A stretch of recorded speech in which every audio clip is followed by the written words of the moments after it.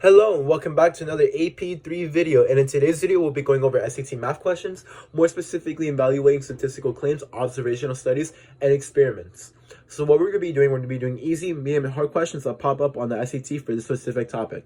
Now this specific topic isn't really tested on the SAT, but it's very important to know how to use it so that if it does come up on the SAT, you can solve it as quick as you can. So without further ado, let's get started. So the members of the city council wanted to access the opinions of all city residents about converting an open field into a dog park. The council surveyed a sample of 500 city residents who own dogs. The survey showed that the majority of those sampled were in favor of the dog park. Which of the following is true about the city council survey? Okay, there's a lot of information, and it's important because every single little bit of information can give us the answer. So let's go through it. So the members of the city council wanted to know or access the opinions of all residents about converting an open field into a dog park. So they want to know all the residents in the city about their opinion about opening a field into a dog park. And the council surveyed a sample of 500 residents who own dogs, and it showed that the majority of those sampled were in favor of the dog park. Which of the following is true about the council survey? So what we're going to do is go over all the answer choice and see if it makes sense. It shows that the majority of the city residents are in favor of the dog park. Well, let's see. We're given that they want to know the opinion of all residents in the city about converting an open field into a dog park. And they sampled only 500 city residents who own dogs.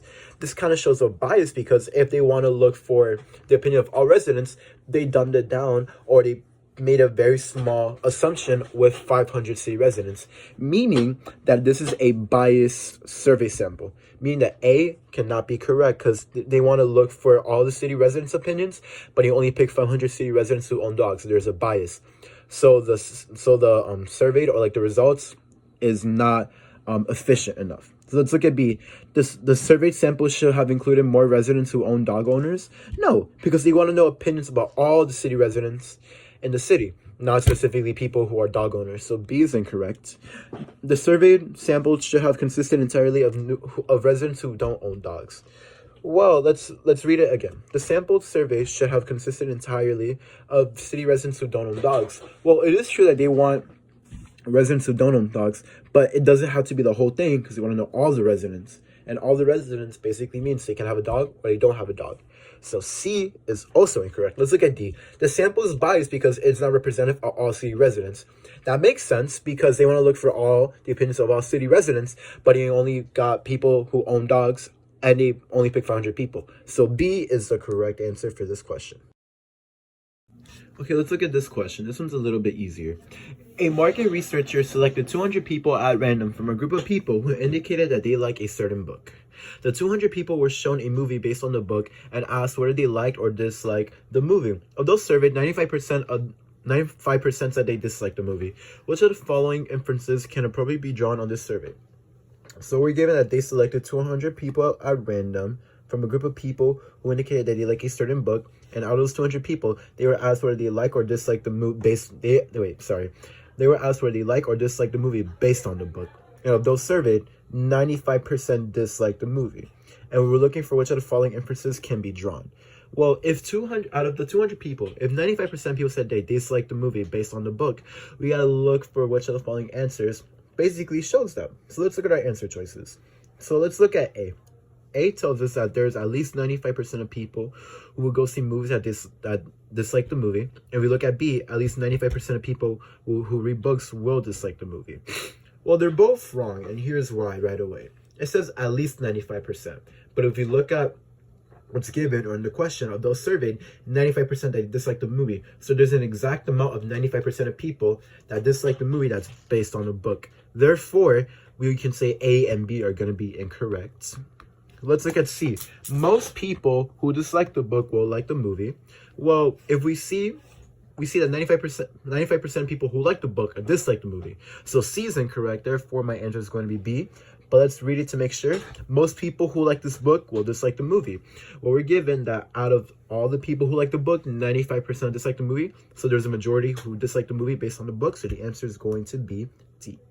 And it's not A and B because even though it says 95, it says at least. At least is always an approximation or estimation. It's not an exact number like it says on the question. Okay, we're gonna move on to medium questions now. A polling agency recently surveyed 1,000 adults who were selected at random from a large city and asked the adults, "Are you satisfied with the quality of air in the city?" Of those surveyed, 78% responded that they were satisfied with the quality of the air in the city. Based on the results, based on the results of the survey, which of the following must be true? So what we're gonna do is that we're gonna look at the answer choices and figure out each if they make sense. So 1, 2, or 3. Let's look at 1. Of all the adults in the city, 70% are satisfied with the quality of air. Well, let's think about it. A is not going to be correct, and this is why. The fact that 70% of the 1,000 adults who were surveyed responded that they were satisfied with the quality of air does not mean that it's going to have the same percentage of all adults in the city. Because when there's a larger quantity of adults, there's going to be a different amount of opinions. So it could be less, or it could be more, or even could be the same. So it's not going to be an exact same percentage of all adults in the city that will be satisfied with the air quality in the city. So A is incorrect because it's going to cause a change in percentage. It's not going to be the same because there's going to be more opinions. Let's look at B. If another 1,000 adults were selected at random from the city surveyed, 70% of them would report that they are satisfied with the quality of air. Well, even though we have the same amount surveyed and we have the same percentage, statement 2 is also going to be incorrect because the random samples, even when they are the same size, are not necessarily identical with regard to percentages of people of those who have a certain opinion. Basically, the percentages are not going to be identically the same, even if selected at random with the same amount of people. It could give us a different percentage. Therefore, B is also going to be incorrect. And let's look at C. If 1,000 adults selected at random were selected from a different city surveyed, 70% of them would report that they are satisfied with the air quality in the city. Same problem with 2. However, the variation may be even bigger for the sample since it would be selected from a different city. So none of these statements are true. So 3 is also incorrect because the same reasons as 2, but results can vary because it's not in the same city. It's in a different city. So the percentages are going to be very different compared to the city that was surveyed in the poll. Therefore, the last option is incorrect. Therefore, my answer is going to be A, none. Okay, let's look at this question. A survey was conducted using a sample of history professors selected at random from the California State Universities. The professors surveyed were asked to name the publishers of the current text. What is the largest population to which the results of the survey can be generalized? So how can we figure out what is the biggest information we can be generalized? Basically, for these types of questions, whatever information is in the question is what we can assume to be the biggest generalization. Any information that's in the question that is not, any information that's in the answer but not in the question cannot be used. So let's look at A through D and let's see if they all make sense. So A, all professors in the United States, that could be the largest population. Well, if we look at our question, we don't see anything relating to professors in the United States. So this is an example of making a generalization using outside information. So A is incorrect, and oops, that's a highlighter. So A is going to be incorrect. So let's look at B. All history professors in the United States. They got the all history professors correct because they surveyed history professors. But again, is in the United States. So B is also incorrect. Let's look at C. All historians at the California State Universities. Well, let's look at my question. They surveyed a sample of historian professors selected at random from the California State Universities. I like C. C makes sense because it's using information from the question and the answer, and they both correlate to each other. So C is a choice for it to be a correct answer. Let's look at D. All professors at the California State Universities. Well, if it's all professors, that includes science, math, physics, reading, so that doesn't make sense. We're only looking at history teachers. So D is going to be incorrect, making my answer C. Okay, let's look at this question. Residents of a town were surveyed to determine whether they were satisfied with the concession stand at the local park. A random sample of 200 students was selected. All 200 responded, and 87% said that they were satisfied.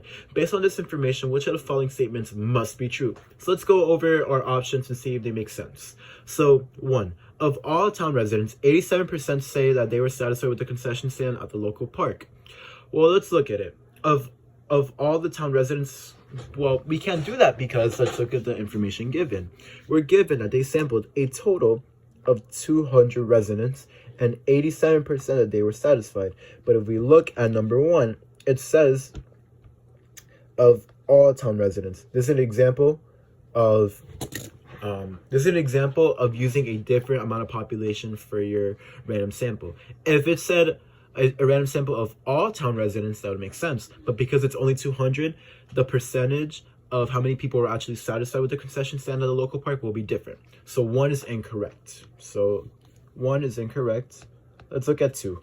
If another random sample of 200 residents were surveyed, 87% would say that they are satisfied. Well, it kind of goes to the previous question. Because we have another random sample of 200 residents, we can get a different percentage of how many people are satisfied or dissatisfied with the concessions at the local park. So 2 is also incorrect, and our answer is going to be A.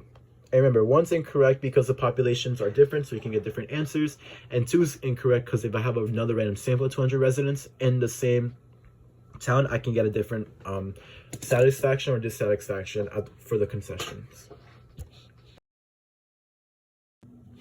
Okay, let's do another question. Now we're going to do hard questions now.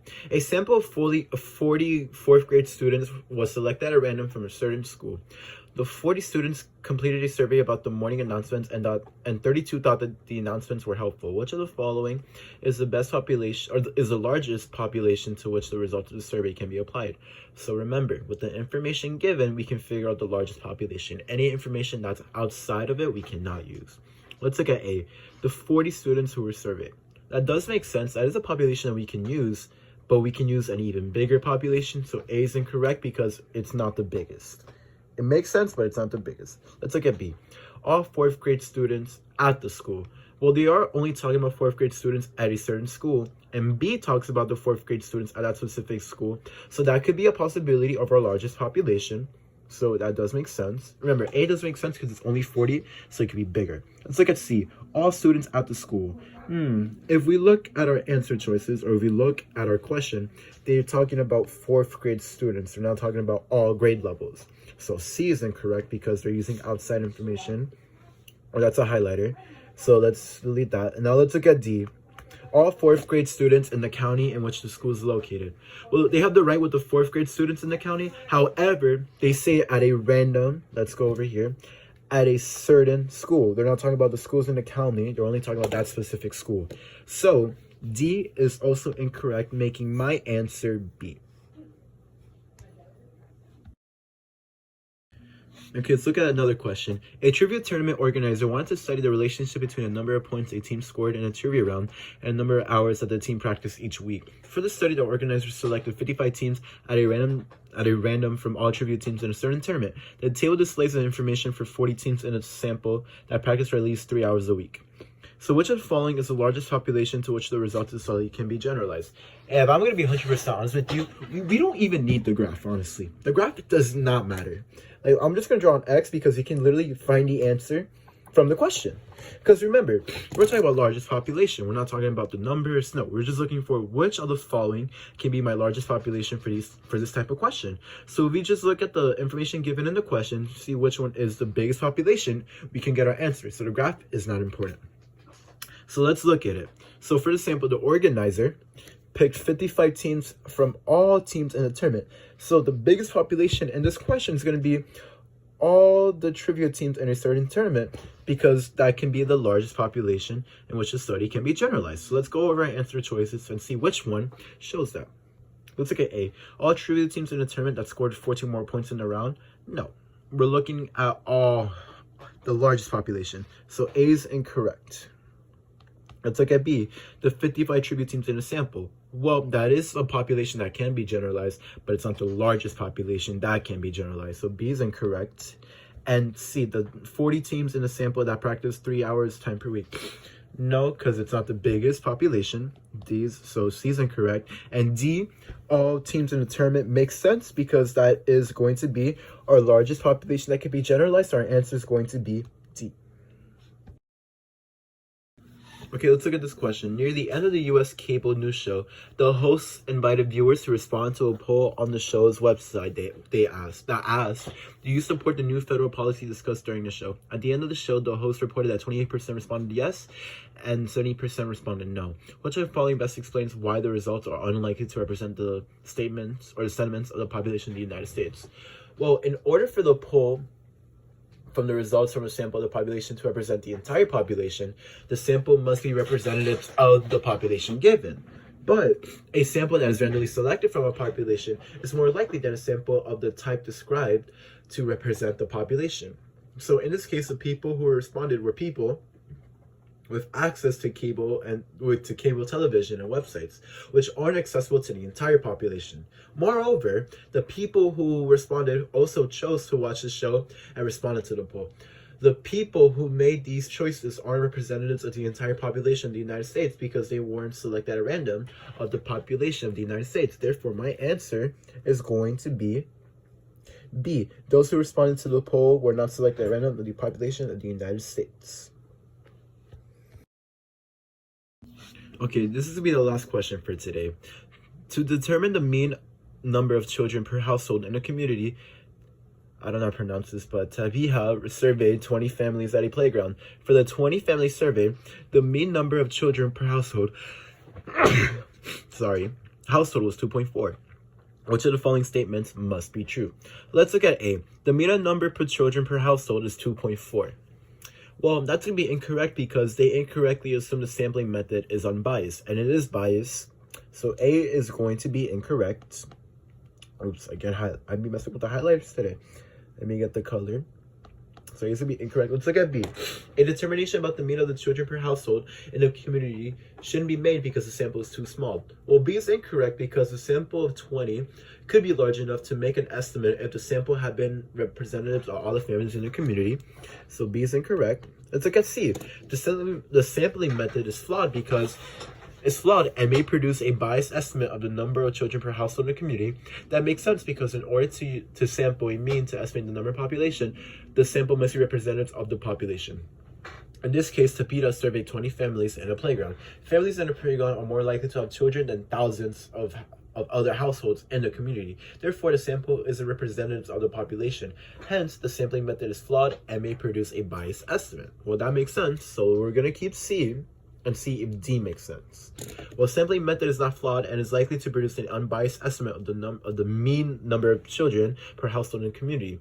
Well, again, D doesn't make sense because the sampling method is, they're incorrectly assuming that it's unbiased, but it is biased. So D is also incorrect, making my answer C. This is the last question for today. Thank you for watching.